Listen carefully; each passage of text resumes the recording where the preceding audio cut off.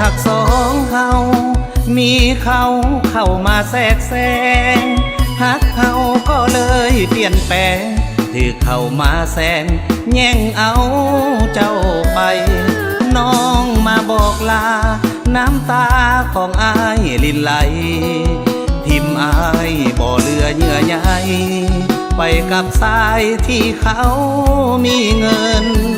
เมื่อหักเพพังผิดหวังนั่งกินน้ำตาบ่คิดบ่ฝันเลยว่าน้องสิมาบอกลาห่างเหินอายมันคนจนน้องบ่ทนยามอายขาดเกินน้องจึงมางเมินเลือกเดินหนีจากอายไปน้ำตาไหลตกไหลลงยาวยาวเจ็บปวดล้าวปานเอามีดกรีดหัวใจแสนทรมานเจ็บปานเหยียบน้ำไม่ไป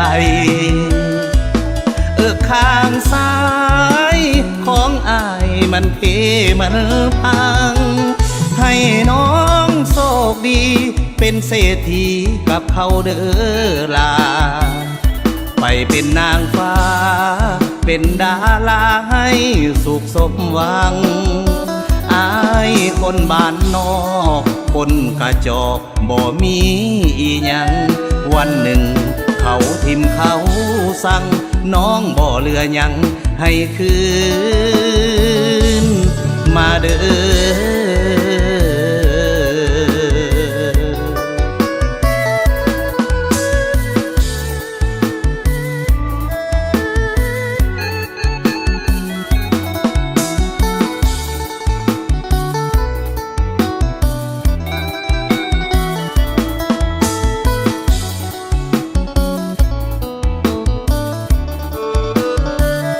น้ำตาไหลต